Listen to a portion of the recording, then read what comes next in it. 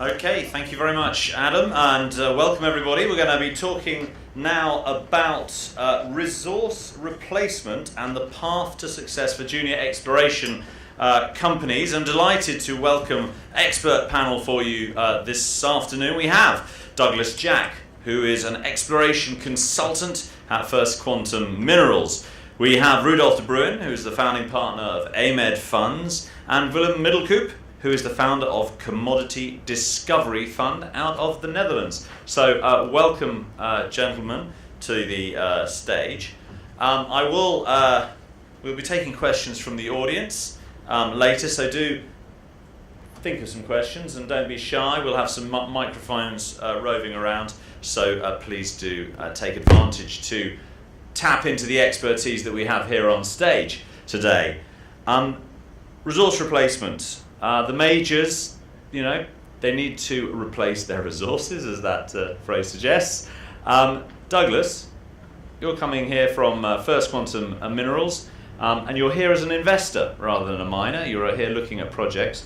First Quantum, what sort of projects do you look for, would you be looking for? And tell us a little bit about what you're doing.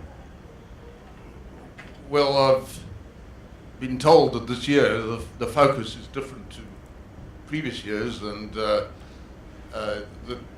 First Quantum would now be interested in medium-sized ore deposits, not necessarily just copper and nickel.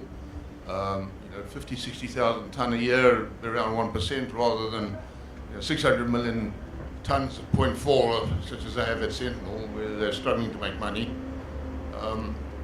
So it opens up a whole new gambit for First Quantum. There's a whole lot of things that doesn't necessarily have to be copper nickel. For instance, they're now looking for epithermal gold in Japan, and I've been speaking to some people about epithermal gold in Egypt. And these would have been targets that wouldn't have been on the radar for First Quantum previously. So it's actually quite an exciting new development. Why do you think there's been this shift? Well, for First Quantum, they've got a lot of low-grade, large deposits. They've got Kansanshi, which is about 1.4%, about 600 million tonne. They've got a massive porphyry in Panama, which is also about 0.6%. And then the main thing is Sentinel, which is only 0.4%, and also about 600 million tonne. So, and they're struggling there. And to get those things to go, it's a massive capital investment. And if the copper price takes a dive south, big risk. So it's the fact that once you've found these big deposits, the funding, the project finance hasn't been there necessarily. So you're looking for deposits that are slightly cheaper to bring into production. Yeah. Now look, they would have gone through very stringent financial models, and they all came out very well. But things change.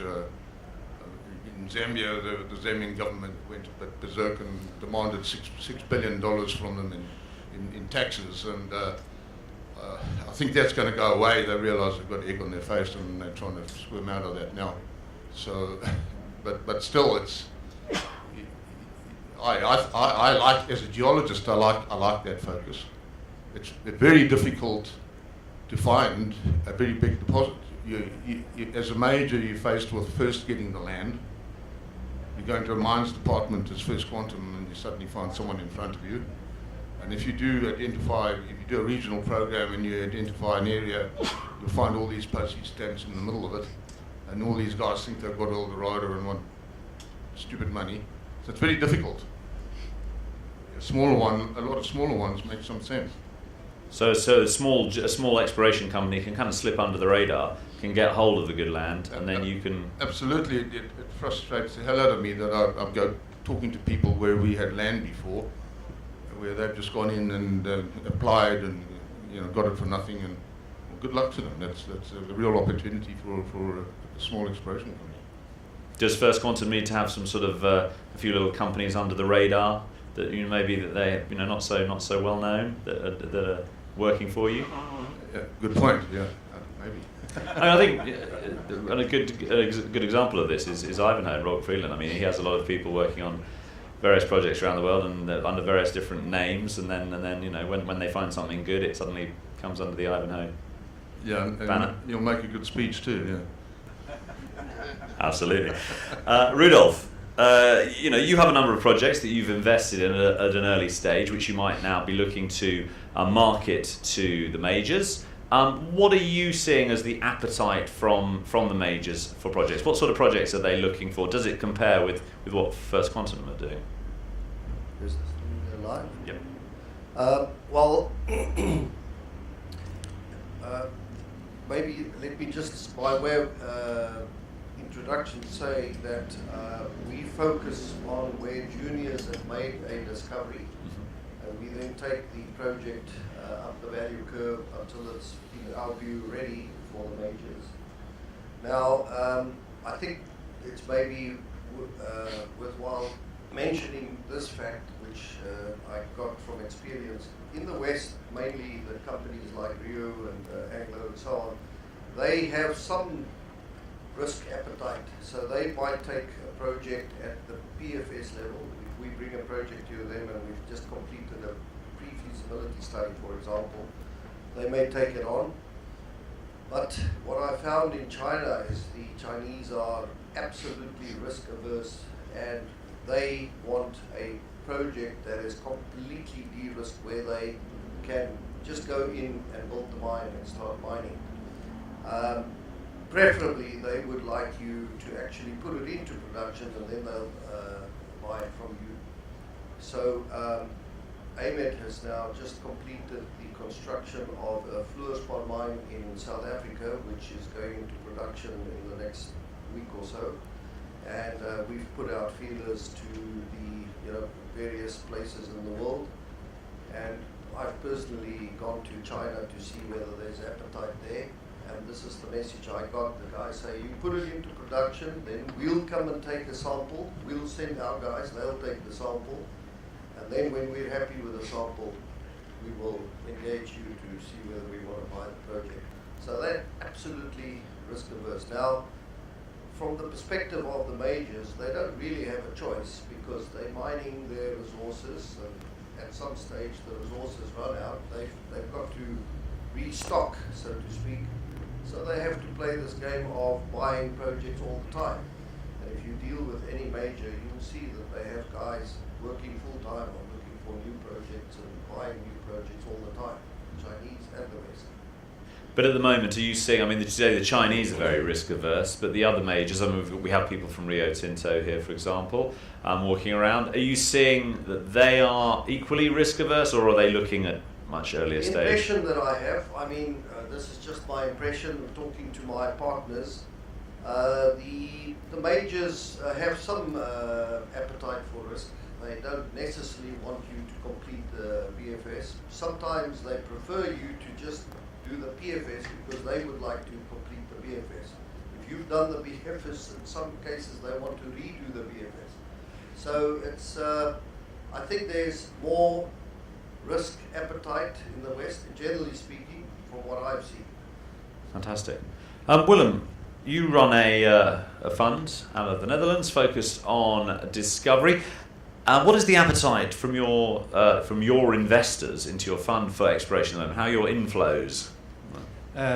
Actually, very well. We're quite a small fund. We're like 60 million Canadian or Australian dollars, 60. And our money comes from retail, high net worth investors, mainly Dutch-speaking, part of Belgium and Holland, some outside money. But actually, I think for us, it's to sell the fund. It's very easy to sell it now, because valuations are 50 years low. You can show the graph to everybody. If you take the ratio of the commodity index, Bloomberg Commodity Index versus the S&P, 50-year low valuation. Well, all investors know, or should know, you should buy low. So we're at or very near the bottom. And downside risk, I always tell them, is 10%. Upside risk is a few 100%. If history is any guide. So we have inflow of around 1 million a month, which for a small fund like us, in 3 months we have 10% extra in our asset management. And I'm meeting some, quite rich people. I met an investor in Paris a few weeks ago. very, very rich family, and actually he surprised me because he said, well, come, I'll take you for lunch, we go to an Italian restaurant around the corner, but we'll take the car. And turned out the car was a Mercedes Maybach with a driver and security detail, so he was too rich to walk the street. And then he said, we took quite a bit of profit on real estate because, well, there's something going on in Paris. And he told me that people in Paris, very high up, are quite worried by all the protests there. So he decided to take some profit on real estate, and he's now building his own fund. And he asked me for some help by spending 10 million as a start in this sector. So people recognize the value. So, you know, you're saying it's at the bottom. Do you expect more funds to emerge? In the panel we had at the beginning of the day yesterday, there was a comment made that, you know, where are those equity funds investing into juniors? They seem to be a dying breed, but maybe these things are cyclical. We're at the bottom. Are we going to see more funds coming back into the market? Yeah. We started our fund at the top of commodity markets in 2008, so it was the opposite. And we invest in very early stage stuff. So after the discovery hole has been made, we try to get in. And we've been around now for 10, 11 years, and we have had buyouts, takeovers in our portfolio on average 5 to 8 a year, in good times and in bad times. So that tells you that the major companies are always buying the good discoveries. And I received quite a bit of criticism also in my own office by buying quite a bit of Sol Gold shares because, you know, it was Ecuador, it was low grade, and but I've been around long enough to wait that a discovery like the Opala system of Sol Gold, and it's part of a district, won't take long before majors show up. And even before the PEA is published, 2 majors have taken an equity position already. So that tells you a lot. There are no good new projects around, so when you have one, you will be taken. Absolutely. Doug, going back to you, you have years of experience, obviously, looking for projects. What advice would you give a junior exploration company to sort of maximise their chances of success, of making a successful discovery? Well, first of all, you want to get the right ground, and you'd want to get a large chunk of that. It's no good having just a little stake around some old working or something like that. And that's then I propose that you do a detailed geochemistry. We've come a long way with that, and you analyse 52 elements, and you can ratio and do all sorts of fancy things with this, and maybe see where the actual all systems have gone. This actually works. It doesn't have to be high density. If you a junior, you definitely want to get hold of the government mag and radiometrics. That normally will have flown that. I wouldn't fly EM first off. It's expensive and it's got too many variables. And then if you go in and drill any holes, make sure that you know what your target is. Plot them, put all your data on paper sections and paper plans, project up to these. You can put that all into Leapfrog or whatever program you want to use for presentation purposes, but don't use that on the ground as your exploration tool. It's important that you're thinking about it while you're going. I was saying to the guys before we came in, I guarantee I can go to just about any mine in the world and put 5 holes around it that miss the ore body. It's very easy to miss and very easy to kill a good prospect like that. And then obviously if you're making an announcement, don't do this ball by ball commentary thing that we're drilling hole number 1 and we had 30 meters and announce it on the stock exchange. You're just killing your project. How should people make their announcements? What would you say? Well, only do it if you've got a decent intersection, and then maybe have a few other holes away from that, but not right on top. I know that's risky. And then you've got a really good saleable product to someone else. Are you seeing any, I mean, you mentioned, some of your things you mentioned there is a lot of, you know, old school hard work. Are there any new technologies you're seeing coming onto the market to, you know, make it easier? You've got to use everything. Obviously, use satellite imagery. If you're in the Andes looking for a porphyry, there's all these systems photographic systems that can detect minerals and alteration. But really, I think still the most powerful tool is the geologist on the ground making a decent map. Willem, you have some comments? Yeah, what I've learned in the last 2 years, and actually it was 2 years ago in Arabella that Robert Friedland was giving a keynote at the Arlington conference, and then I had a meeting with him afterwards, one-on-one in his suite, and he came with this USB stick, and he said, "Look at this, some nice footage on that." And then when I was in my room, I plugged it into my computer and I watched the files, and I was very surprised because this was explaining all about the HPX technology, the Typhoon system. And I know still many people are not aware of it because he hasn't put out a press release about it. You can find it, it's online now. And it's an amazing deep EM penetration system. You know much more about this than I, but Robert Friedland has joined forces with a French physicist who has been working for 10 years on the system. And they build a system in which they can look much deeper and find copper deposits much easier. And I follow Robert Friedland everywhere he goes with this system. He has 2 of these systems in operation now, and there are only 3 companies of which we know who are able to use this system. Of course, Robert Friedland only wants to send his truck when he gets a large equity stake.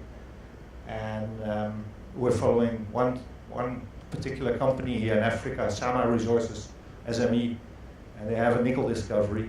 And that's very interesting new technique.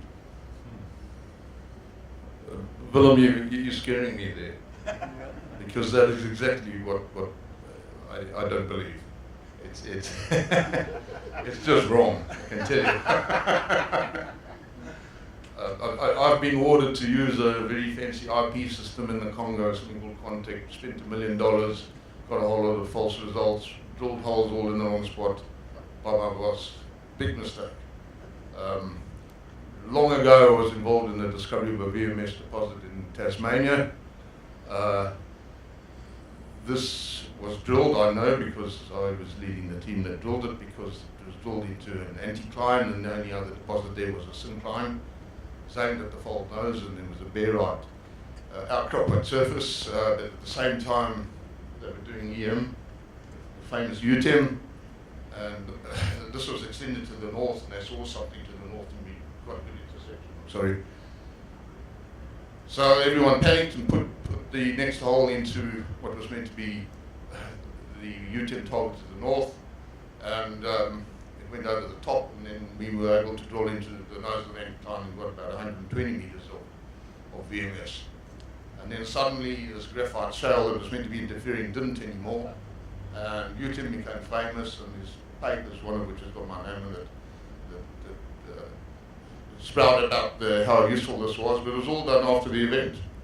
So I'm a great cynic. Geophysics has got too many variables, it's very hard, you've got to use it with everything else. Well, you know, I've been following Robert Friedland for quite some time. I was too young when he made his first discovery. Well, actually he didn't discover it, but he sold it well. And I learned that it's not very smart to laugh about Robert Friedland, because he is responsible, has been responsible for the largest nickel find in the North Americas in the last 50 years, I think. He's been responsible for the largest copper find in Asia. He's been responsible for the development, at least there. He's been responsible for the largest copper find in Africa for quite some time. So I tend to take him serious. Yeah, his geologists were responsible. And don't forget Crazy Rich Asians as well, which he partially financed. Anyway, so any new regions that people are getting people excited at the moment in the exploration space? Any thoughts on that? Maybe I can come in there. We still like Africa. We're an African-focused fund, but there are, quite a few regions that are coming up. I can mention Kazakhstan. Kazakhstan has, in the course of last year, changed their mining laws. They've adopted the Australian mining laws effectively, and they've become very user-friendly or investor-friendly. So I would say that we're probably looking for some activity, big activity out of Kazakhstan in the near future. Maybe the same goes for a few of the other countries around Kazakhstan. I haven't studied them, but we've looked at Kazakhstan closely. And then the Eastern Europe, you've seen quite a few big deals being done. The Nefson deal, and Chinese are now also targeting the old Eastern Europe. Countries like Serbia, Bulgaria, Romania, and so on. So I think there's still a lot of potential there. We, as a fund, we've seen quite a few projects over our desk coming from Eastern Europe. So I think those are probably the two areas that I would like to identify. Fantastic. Willem? Yeah, fully agree. Adriatic Metals has a wonderful discovery also in Serbia. And the West Africa, of course, for gold is actually the only place where quite a bit of gold is found by many companies now. But I'm intrigued by Australia. For the first 8-9 years of our fund, we ignored Australia because we were so busy with all the 2,000 plus exploration companies all listed in Canada. But we entered Australia a few years ago when the gold-bearing conglomerates were found by Novo. And I really studied the country a little bit, and like the Western Pilbara and the Eastern Pilbara, they're very underexplored. There are quite a number of discoveries. Greatland Gold came out today with a few new holes. It's 40 kilometers east of the Telfer mine. Discovery hole, we love discovery holes. It was 250 meters, 5 gram. Well, that's the way Aurelian Resources, Fruta del Norte started. So it's an intriguing project. Rio Tinto seems to have made a nice copper discovery in the Patterson area. They just received the permits to build an airstrip there and a road, so you're not going to do that when you're not planning something serious there. And even BHP published a discovery hole near their Olympic Dam system. So lots of interesting things happening in Australia. I'm quite surprised. And I suppose from a junior point of view, and something Rudolph raised there, that Kazakhstan has taken on Australia's mining regulations, you've got to be looking for countries where you have some security of tenure and some expectation that the regulations are not suddenly going to change and your land be taken out from under you. Well, I think that's self-evident. That's obvious. If you don't do that, you'll be out of business very quickly. Absolutely. And Doug, you mentioned Japan before. There seems to be more activity going on there now. Well, yeah, it's FQM have a deal with Japan Gold, epithermal gold, and mostly the North Island there. As a result of your loss 1-1, actually, they were here. That's interesting, but Rudolph's comments are good, and Willem, First Quantum, I know, have been involved in Serbia, and they're also much more involved in Australia at the moment as well. You like the Adriatic Metals discovery? You looked at that one? I haven't, but I think my team have. Yeah. Well, it's good to hear that we're helping people connect at these conferences. You met Japan Gold here. That's great. So, obviously, an important part of the exploration funding space are the retail investors. Where are they right now? Out. I think in Australia and Canada, most of them have been shaken out or are active in the crypto and weed stuff. I think the last 10 years, you know, when we started the fund, like I said before, it was 2008, was the top of the commodity cycle, if you look at the CRB index.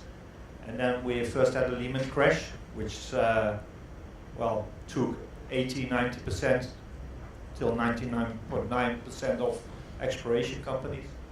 Then there was a recovery, 2 years, 2.5 years, and then we got the commodity crash, 2011, 2016. Gold down 40%, silver down 70%, exploration companies down 70 to 90%. Even gold producers down on average 82%. It was the worst correction in the last 70 years for gold producers. And so it's not that strange that the retail public is out. And if you combine that with all the, maybe I can say criminal activity on the Toronto Stock Exchange and the Vancouver financial industry. We've seen some nice reporting about that in the last few months. Then one could say that the way exploration companies are being financed in Canada, it's a broken system, and I'm not surprised that so many people left the industry. Is it? But because so many people left the industry, you have great opportunities. So who's filling that gap now? Well, I would say in a small way, private equity funds. I think as a percentage of the total capital required to get the industry really going, the private equity funds make a small percentage, but we do play a role. I think the industry is inherently a cyclical industry. I think that's a reality that we just have to accept. There are reasons for it, fundamental reasons why it's so cyclical. And the reason, the result of that is that it feeds through the system, and the retailers are at the end of the line. They come and they go, and they come and they go, and that will carry on for the next 50 years or 100 years or whatever. And it's just how the system works. PE funds, private equity funds, have a longer lifeline. We look at things much more fundamentally. We play along with the majors. So we're not really dependent on what the retail investors do. So we see the phenomenon, but it doesn't really affect us. But Willem mentioned crypto and weed as attracting retail investors away from mining. Now that Bitcoin has deflated a little bit, and the sort of reality is hitting the weed market in Canada, are we going to see people coming back into mining? Do you think? Well, just look at the dot-com bubble, 2000. Everybody went into dot-coms, bubble crashed, and that's where the retailers then went into the middle space after that. And now we're seeing the gold price rising, and also there seems to be a wave of M&A now sort of washing over the industry with companies getting bought up. Some of these sort of exciting success stories, such as Sol Gold being bought, possibly eventually being bought by one of the majors who's currently courting it, and some other projects out there being announced. Are we going to see more excitement coming back into the sector, and at the same time, obviously, this retail money might well be coming back from Bitcoin and weed? Are we going to see an upswing? We'll need a few stories of success, and discoveries can do the trick. But we also know, when you study the economic cycles, especially in the resource sector, after these downturns, all recoveries are at least 100%. And if you look at the history of a spot resource fund, when they had a good year, it was always plus 100%. We had 3 years of 70, 80, 90% return as soon as the recovery was there. So the next recovery will really attract a lot of attention because of the very high percentage gains. And then when you add a few discoveries, I think a few metals will really get scarce now. There will be a lot of tension in the physical market. We see it in palladium already. Look what happened to the nickel price in the last few weeks. So I think we'll get some very exciting times, and the gains to be made are exceptional, and that will attract quite a bit of money. Fantastic. Well, I think that's probably a good point to leave it. I did say that I would ask the audience for some questions, but unfortunately we have run out of time. But I think that's quite a positive message there at the end. I mean, you know, we've gone through some gloomy periods, but you know, the only way is up, one would think. The message from the panel was there. So, can I have a big round of applause for our exploration panelists?